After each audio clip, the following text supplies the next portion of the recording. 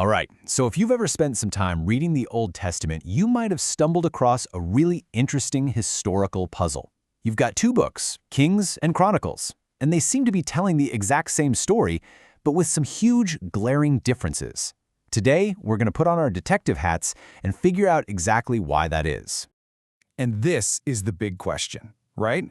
It's not just a matter of a few words being different here and there. We're talking about massive, pivotal events being included in one book and just completely left out of the other.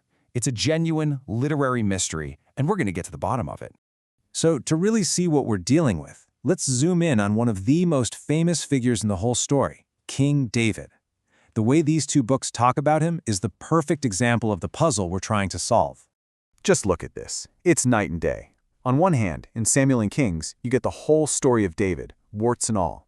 His terrible sin with Bathsheba, the absolute chaos that tears his family apart, it's all there. But then, you flip over to Chronicles, and it's like someone took a giant eraser to that whole chapter of his life. It's gone. So what gives? Is one account just wrong?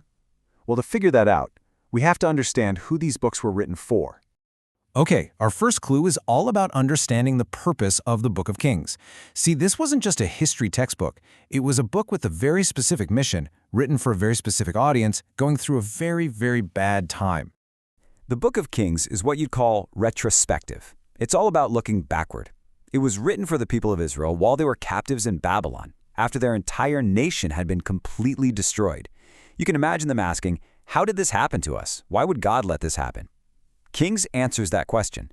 It shows step by step how generations of bad leadership and breaking the Sinai covenant, God's law, led them straight to this disaster. It's basically a historical autopsy. Now let's look at our second clue, the Book of Chronicles. And you'll see right away it has a totally different job to do. It's not looking back to assign blame. It's looking forward with a completely different goal in mind.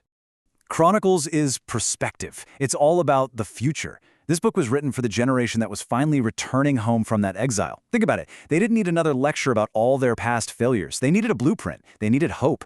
So Chronicles shines a spotlight on the Davidic covenant, God's unbreakable promise to King David to give them a solid foundation to build on. And this is really the key to the whole thing. The author of Chronicles, the chronicler, is deliberately focusing on the parts of their history that would inspire this new generation. Their main interest was the royal line of David and his tribe, Judah, because that was the very bedrock of the kingdom they were trying to rebuild. And you don't just have to take my word for it, you can actually see it in the data. Look at this. In the big family tree section of 1 Chronicles, David's royal tribe, Judah, gets a whopping 102 verses dedicated to it. Now compare that to other tribes, like Reuben or Gad, they get just a handful. The chronicler is putting a massive spotlight right here, because this was the source of their hope for the future.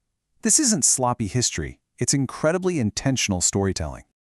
Okay, so we get it. Kings is the autopsy and Chronicles is the blueprint. But what happens when the two books seem to say the complete opposite thing about the exact same event? Well, let's dive into a classic case study. So this case is all about King Solomon and his buddy King Hiram of Tyre. And the question is really simple, but the answer seems impossible. Who is giving the towns and who is getting them? Okay, look at this. On the left, 1 Kings clearly says that Solomon gave 20 towns to Hiram. But on the right, 2 Chronicles says that Hiram had given towns to Solomon. I mean, that feels like a flat-out contradiction. So did someone just get the story wrong? Or is there something else going on here? And this is where it all starts to make sense. The answer isn't about finding an error. It's about understanding that 2 different perspectives can both be true, even if they sound like they're contradicting each other at first. So how do we explain this? Well, we've got a few options. Option 1, we could just say it's a contradiction and one of them is wrong. End of story. Option 2, we could try to harmonize them. Maybe we could create a story where the towns were like collateral for a loan, and Solomon eventually paid it back and got them back. That's actually plausible. But then there's option 3, which I think is way more powerful. Both accounts are historically true, but they're being told to make different points which fit perfectly with the unique purpose of each book. Because see, the temptation is to try to jam these 2 stories together like puzzle pieces. But if we do that, we actually risk missing the whole reason they were told differently in the first place. The real key isn't just what happened, but why each author chose to tell it the way that they did. There's this fantastic analogy that just nails this concept. Imagine two credible eyewitnesses report a friend's death. The first one says she was hit by a bus on a street corner and died later. The second one says she was killed instantly when the car she was riding in was hit. They sound totally contradictory, but it turns out both were true. She was hit by the bus. Then a good Samaritan put her in his car to rush her to the hospital, and that car was hit, killing her instantly. Two true reports, one bigger story. So let's take that same logic and apply it back to our case with Solomon and Hiram, and it all just clicks into place.